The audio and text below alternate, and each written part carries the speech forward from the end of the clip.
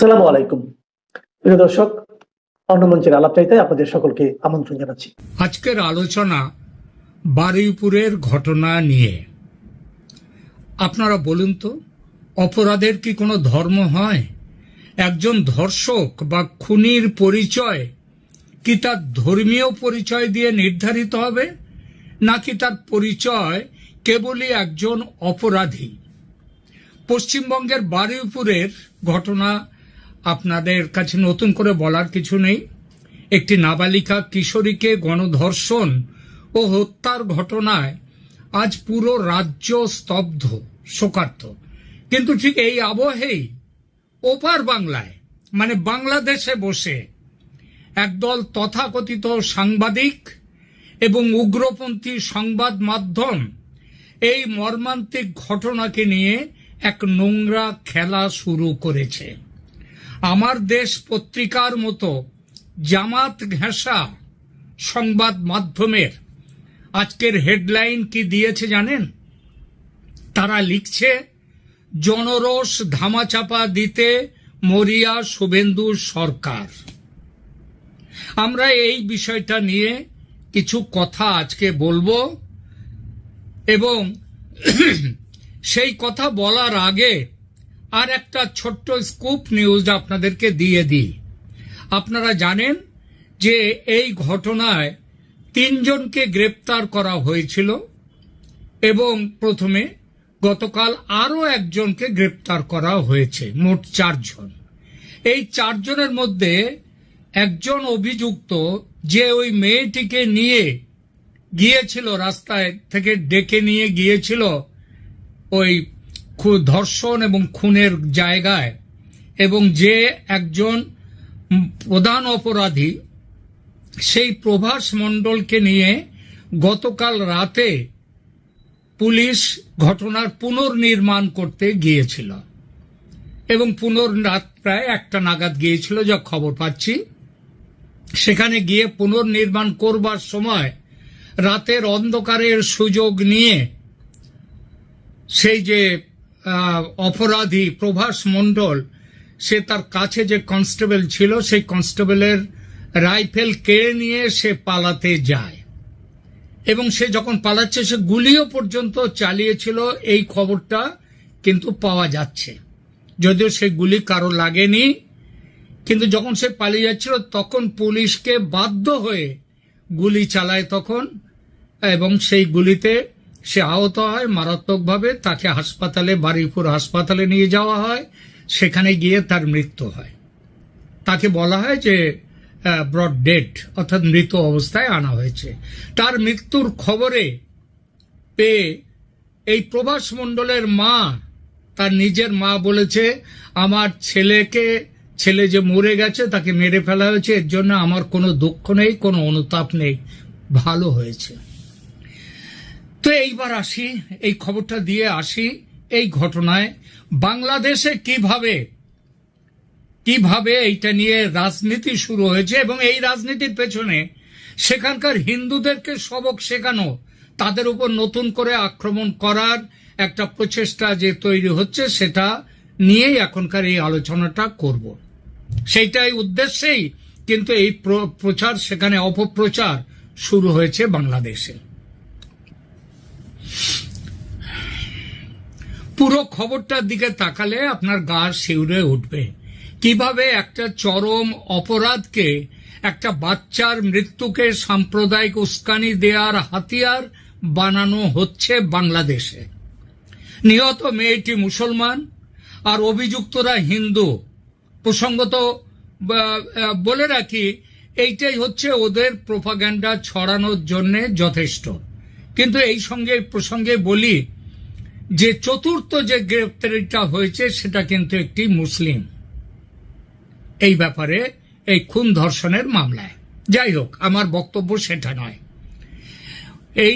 এরা যে সবাই হিন্দু, এটাই ওদের প্রোপাগ্যান্ডা ছড়ানোর জন্য যথেষ্ট। মৃতদেহের ওপরে দাঁড়িয়ে তারা রাজনীতি করছে, ভুক্তভোগী পরিবারের বয়ানকে বিকৃত করছে। কেন? কারণ পশ্চিমবঙ্গে এখন বিজেপি সরকার, আর শুভেন্দু অধিকারী সরকারকে কালিমালিপ্ত করতে হবে। মমতা বন্দ্যোপাধ্যায় নির্বাচনে পরাজয়ের পর এই আমার দেশ এবং এর স্বগোত্রীয় পত্রিকাগুলো তারা কি মরা কান্না কেঁদেছে এবং জামাত কি কান্না কেঁদেছে সেটা আপনারা জানেন, নতুন করে আর সেটা বলবো না। তো আজকে এই সরকারকে কালিমালিপ্ত করতে হবে, কিন্তু আজ আমরা এই প্রতিবেদনে এই প্রোপাগান্ডা একেবারে ধুয়ে দেব। আজ তথ্যের মুখোমুখি দাঁড় করাবো সেই ঢাকার মিডিয়াকে যারা নিজেদের দেশে হিন্দু মেয়েদের ওপর হওয়া নারকীয় অত্যাচার নিয়ে মুখে কুলু পেটে বসে থাকে আর ভারতের দিকে আঙুল তোলে, মিথ্যে খবর ছড়ায় ভারতে মুসলিমরা তাদের নাকি গণহারে তাদের হত্যা করা হচ্ছে ইত্যাদি, মুসলিম মেয়েদের। ব্যাপারটা যে উল্টো সেটা আজকে তাদের বোঝাবো। আজ লাইভ এক্সরে হবে ওপার বাংলা আর এপার বাংলার বিচার ব্যবস্থার। শেষ পর্যন্ত শুনবেন, কারণ আজ সত্য কথা বলতে আমরা কোনো দ্বিধা করব না। প্রথমে আসা যাক বারুইপুরের ঘটনায়। ঘটনাটি ঘটার পর শুভেন্দু অধিকারী সরকার বা আমাদের পুলিশ প্রশাসন কি হাত গুটিয়ে বসেছিল? একদমই নয়। জাস্ট 24 ঘন্টার মধ্যে মূল অভিযুক্তদের চিহ্নিত করে গ্রেপ্তার করা হয়েছে। আর শুধু কি গ্রেপ্তার, শুভেন্দু অধিকারী নিজে গিয়েছেন সেই নির্যাতিতা যে নিহত মেয়েটি তার বাড়িতে, তার বাবা মার সাথে দেখা করেছেন এবং তাদেরকে আশ্বাস দিয়েছেন যে এই তাদের মেয়ের যেভাবে নিহত হয়েছে মেয়ে, তার উপরে যে অত্যাচার হয়েছে তার বিচার পাবেন তারা। এবং তার বাবা মা সে কথা শুনে খুশি, তারা বলেছেন যে মুখ্যমন্ত্রীর ওপরে আমাদের পুরো বিশ্বাস আছে। অথচ বাংলাদেশের পত্রিকা বলছে শুভেন্দু সরকার, শুভেন্দু গভর্নমেন্ট তারা ধামাচাপা দিতে চাইছে এই ঘটনা। নক্কারজনক বললে কম বলায়, এরা সাংবাদিক, এরা সংবাদপত্র। বলি গত রাতে কি হয়েছে সেই ঘটনায়।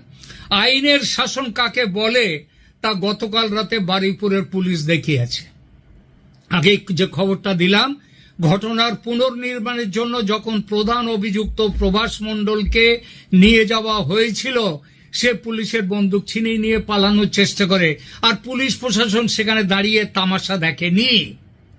আত্মরক্ষার্থে এবং একজন দাগী অপরাধীকে রুখতে পুলিশ গুলি চালাতে বাধ্য হয়, যাকে সহজ বাংলায় বলা যায় এনকাউন্টার। এনকাউন্টারে খতম হয়েছে সেই নরপিশাচ প্রভাস মণ্ডল। এই প্রভাস মণ্ডলের ধর্মীয় পরিচয় কি ছিল তা ভারতের পুলিশ দেখেনি। সে হিন্দু নাকি মুসলমান তা ওই হিন্দুত্ববাদী বিজেপি সরকার, শুভেন্দু অধিকারী সরকার বিচার করেনি। বিচার করেছে তার অপরাধের। ভারতের মাটিতে পক্সো আইন এবং ফাস্ট ট্র্যাক কোর্টের যে পরিকাঠামো রয়েছে সেখানে অপরাধীর ছাড় পাওয়ার কোনো জায়গা নেই। অথচ ঢাকা থেকে বসে এজেন্ডাধারীরা, মিডিয়াগুলো, এজেন্ডাধারী মিডিয়া, তারা বলছে কি, তারা বলছে যে শুভেন্দু সরকার হিন্দু অপরাধীদের বাঁচাতে মরিয়া। বলি চোখ দুটো কি অন্ধ হয়ে গেছে বাংলাদেশের সংবাদ মাধ্যমের? নাকি প্রোপাগান্ডা ছড়াতে ছড়াতে মগজটাই একেবারে পচে গেছে? যে অপরাধী পুলিশের গুলিতে মরল তাকে বাঁচানোর চেষ্টা কোথায় দেখলেন তারা? ধামাচাপা দেওয়ার চেষ্টা কোথায় দেখলেন তারা? আসলে কি জানেন, এদের উদ্দেশ্য বিচার পাইয়ে দেয়া নয়, এদের উদ্দেশ্য পশ্চিমবঙ্গের মাটিতে দাঁড়িয়ে একটি সাম্প্রদায়িক অশান্তি তৈরি করা এবং সেই অশান্তির আগুন বাংলাদেশে ছড়িয়ে সেখানকার যেসব হিন্দু পরিবার আছে তাদের ওপরেও সেই আগুনটাকে ছড়িয়ে দেয়া। এইটাই তাদের উদ্দেশ্য। চলুন এবার একটু ওপার বাংলা যারা এত সমালোচনা করছে তাদের দিকে তাকানো যাক। যে আমার দেশ পত্রিকা আজ ভারতের আইন শৃঙ্খলা নিয়ে জ্ঞান দিচ্ছে, তাদের একটু আয়না দেখাই। বাংলাদেশে হিন্দু মেয়েদের এবং হিন্দু পরিবারের উপর যে পদ্ধতিগত প্রাতিষ্ঠানিক অত্যাচার চলে তা নিয়ে কটা হেডলাইন করেছে তারা। আমরা ভুলে যাইনি পটুয়াখালীর সে নৃশংস ঘটনা, আমরা ভুলে যাইনি দীপুচন্দ্র দাসের ভয়াবহ হত্যাকাণ্ড। বাংলাদেশে যখনই কোনো রাজনৈতিক অস্থিরতা হয়, যখনই কোনো ক্ষমতার রদ বদল হয়, সবার আগে সব টার্গেট করা হয় কাদের? ওখানকার সংখ্যালঘু হিন্দুদের। তাদের বাড়িঘর জ্বালানো হয়, মন্দিরে ভাঙচুর চালানো হয়, আর তাদের মা বোনেদের ওপর নেমে আসে চরম যৌন নির্যাতন। সেই যে মেয়েটি, যাকে একদল দুষ্কৃতী এবং বলি বাংলাদেশের মুসলিম দুষ্কৃতীরা, ধর্ষকরা যখন তাকে নির্যাতন করছে, তার উপরে চড়াও হয়েছে, তাকে ধর্ষণ করছে, তার মা করুণ কণ্ঠে বলেছিল শুধু একটা কথা, বাবা তোমরা এক এক করে এসো, আমার মেয়েটা বাচ্চা, ওকে বাঁচতে ও সহ্য করতে পারবে না। এই হচ্ছে বাংলাদেশ, সেখানকার হিন্দু মেয়েদের উপরে অত্যাচারের ছবি। আমি ঢাকার ওই সাংবাদিকদের জিজ্ঞেস করতে চাই, বাংলাদেশে হিন্দু মেয়েদের উপর নির্যাতনকারী কোন মুসলিম ধর্ষক বা অপরাধীর ক্ষেত্রে আজ পর্যন্ত আপনাদের পুলিশ প্রশাসন কি কোনো এনকাউন্টার করেছে? আজ পর্যন্ত কোনো ফাস্ট ট্র্যাক কোর্টে দাঁড়িয়ে 3 মাসের মধ্যে কোনো অপরাধীর ফাঁসি হয়েছে? না, হয়নি। সেখানে অপরাধীরা বুক ফুলিয়ে ঘুরে বেড়ায়, কারণ তারা জানে যে তাদের মাথায় আছে উগ্রপন্থী রাজনৈতিক দল এবং সেই দলের সরকারের ছাতা। সেখানে পুলিশ নিষ্ক্রিয় দর্শক হয়ে দাঁড়িয়ে থাকে। দীপুচন্দ্র দাসের হত্যার বিচার আজ কোথায়? নোয়াখালী, রংপুর কিংবা সালার ঘটনার বিচার কোথায়? বিচারের বাণী সেখানে নীরবে নিভৃতে কাঁদে। নিজেদের দেশের এই চরম বিচারহীনতার সংস্কৃতি ঢাকা দিতেই কি আজ ভারতের একটা ঘটনা নিয়ে এত লাফালাফি করছে বাংলাদেশের আমার দেশ এবং তার স্বগোত্রীয় মেইনস্ট্রিম পত্রিকাগুলো? আসি বাংলাদেশে মুসলিম নারীদের পরিস্থিতি, সেই প্রসঙ্গে। আপনারা হয়তো ভাবছেন বাংলাদেশে শুধু হিন্দু মেয়েদের শিকার হয়, হিন্দু মেয়েরাই শিকার হয়। না, তা নয়। প্রোপাগ্যান্ডার আড়ালে আসল সত্যটা আরো ভয়ানক। বাংলাদেশের নিজস্ব মুসলিম সংখ্যাগরিষ্ঠ জনসংখ্যার তারাও কিন্তু সেখানে সুরক্ষিত নন। ওখানকার মানবাধিকার সংস্থাগুলো যেমন আইন ও সালিশ কেন্দ্র, তাদের বার্ষিক রিপোর্ট তুলে দেখুন, প্রতি বছর হাজার হাজার নারী ও শিশু সেখানে নির্মম ধর্ষণের শিকার হন। তারপর তাদের শ্বাসরোধ করে বা পুড়িয়ে হত্যা করা হয়। আর এইসব অপরাধের বিচারের হার কত জানেন?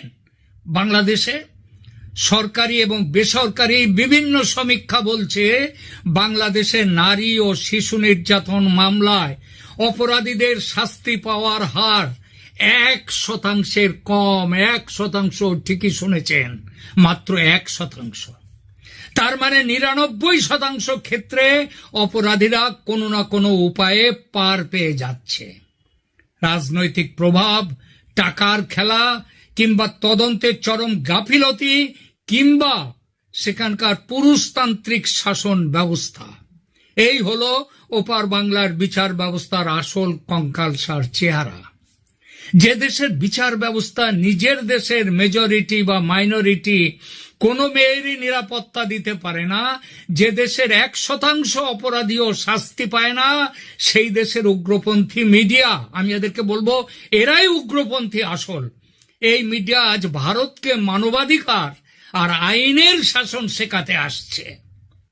নিজেদের ব্যর্থতা লুকোতে, নিজেদের দেশের মানুষের ক্ষোভকে অন্যদিকে ঘুরিয়ে দিতে তারা ভারতের এই ঘটনাকে সাম্প্রদায়িক রং দেওয়ার চেষ্টা করছে এবং এই চেষ্টার পরিণামে বাংলাদেশে বেঁচে পড়তে থাকা যা 8%-এরও কম হিন্দু আছে তাদেরকে নতুন আক্রমণের সামনে ফেলে দেওয়ার চক্রান্ত এগুলো।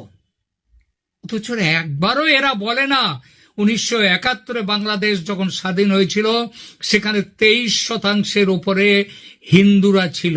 আজকে সেই হিন্দুরা কোন ভালোবাসার অত্যাচারে তারা আজকে 8%-এ নেমে এলো, এই কথাটা তারা বলে না। আসুন একটা সহজ তুলনা করি, যা দেখলে দুধ কা দুধ আর পানি কা পানি আলাদা হয়ে যাবে। আইনি কঠোরতা, এই ব্যাপারে পশ্চিমবঙ্গের কিংবা ভারতের কি এখানকার আইন? এখানে পক্সো আইন আছে, এখানে ফাস্ট ট্র্যাক কোর্টের মাধ্যমে দ্রুত বিচার হয়। বাংলাদেশে সেখানে ট্রাইব্যুনাল থাকলেও রাজনৈতিক প্রভাবে বছরের পর বছর মামলা ঝুলে থাকে। রামিজার মতো ভাগ্যবতী সেখানে খুব কম থাকে। রামিজাকে চিনতে পেরেছেন বাচ্চা মেয়েটি, তাকে ওখানে ধর্ষণ খুন করা হয়েছে। এরপর পুলিশি পদক্ষেপের হিসাবটা দেখুন। পশ্চিমবঙ্গে অপরাধীর ধর্ম না দেখে কঠোর অ্যাকশন নেওয়া হয়। বারুইপুরের ঘটনায় 24 ঘন্টার মধ্যে গ্রেপ্তার এবং এনকাউন্টার হয়েছে। আর বাংলাদেশে অপরাধী উগ্রপন্থী বা প্রভাবশালী হলে পুলিশ নিষ্ক্রিয়। এনকাউন্টার বা দৃষ্টান্তমূলক শাস্তির নজির একটাও নেই। মিডিয়ার ভূমিকাটা কি? পশ্চিমবঙ্গে অপরাধীকে অপরাধী হিসেবেই দেখা হয় এবং ন্যায় বিচারের দাবি তোলে। আর বাংলাদেশ, ওখানে আমার দেশের মতো পত্রিকাগুলো অপরাধের মধ্যেও ধর্মীয় মেরুকরণ খোঁজে এবং মিথ্যা প্রোপাগান্ডা ছড়ায়। প্রিয় দর্শক, ভারত একটি ধর্মনিরপেক্ষ গণতান্ত্রিক রাষ্ট্র। এখানে আইনের চোখে সবাই সমান। অপরাধী কোন ধর্মের তা দেখে এখানে সাজা ঠিক হয় না। বারুইপুরের ঘটনা তার সবচেয়ে বড় প্রমাণ। কিন্তু বাংলাদেশে বিচার ব্যবস্থা, আজ বাংলাদেশের বিচার ব্যবস্থা উগ্রপন্থীদের পকেটে বন্দী হয়ে আছে। শেষ করি আলোচনা। বারুইপুরের সেই নিষ্পাপ মেয়েটি আজ আমাদের মধ্যে নেই। তার পরিবারের এই ক্ষতি কোনো কিছু দিয়েই পূরণ করা সম্ভব নয়। কিন্তু আমরা নিশ্চিত ভারতের মাটিতে দাঁড়িয়ে তার পরিবার সম্পূর্ণ ন্যায় বিচার পাবে এবং সেটা পাবে এই শুভেন্দু অধিকারীর হিন্দুত্ববাদী বিজেপি সরকারের কাছে। এর আগে দুধেল গাইদের যে সরকার ছিল মমতা ব্যানার্জি, কিংবা তারও আগে 34 বছর ধরে যে সরকার ছিল বামেদের, কমিউনিস্টদের সরকার, তাদের আমলেও হাঁসখালি ধর্ষণ কাণ্ড হয়েছিল। বাস থামিয়ে কোনো বিচার হয়নি, বিচার পায়নি। কারণ ধর্ম দেখে তারা সেদিন করেছিল। কিন্তু হিন্দুত্ববাদী এই সরকার, তারা ধর্ম দেখে না। ভারতের মাটিতে দাঁড়িয়ে এই মেয়েটির পরিবার, বারুইপুরের মেয়েটির পরিবার সম্পূর্ণ ন্যায় বিচার পাবে। কোনো অপরাধী ছাড় পাবে না। তা সে প্রভাসের মতো এনকাউন্টার হোক বা অন্য কোনো কারণে কোনো ব্যাপারেই হোক না কেন, তাদের বিচার হবে। আর ওপার বাংলার প্রোপাগান্ডাবাজদের উদ্দেশ্যে শুধু এইটুকুই বলবো, মৃতদেহ নিয়ে রাজনীতি করা বন্ধ করুন। পশ্চিমবঙ্গের মানুষ এত বোকা নয় যে আপনাদের এই সস্তা উস্কানিতে পা দেবে। এখানে শুভেন্দু অধিকারীর সরকার অপরাধীদের জম, তাদের রক্ষাকর্তা নয়। নিজেদের দেশের দিকে বরং তাকান, নিজেদের মা বোনেদের দিকে তাকান, তাদের নিরাপত্তা নিশ্চিত করুন। সেটা না করে ভারতের দিকে আঙুল তোলার এই আঙুলটাকে সরিয়ে নিজেদের দিকে দিন। প্রিয় দর্শক, আপনাদের কি মনে হয় বাংলাদেশের মিডিয়ার এই নোংরা অপপ্রচারের আসল উদ্দেশ্য কি? সেটা কি ওখানে আবার হিন্দুদের উপরে এই নিয়ে আবার অত্যাচার চালানো? সেই চেষ্টা কিন্তু দেখা যাচ্ছে। কমেন্ট সেকশনে আপনাদের মতামত অবশ্যই জানান।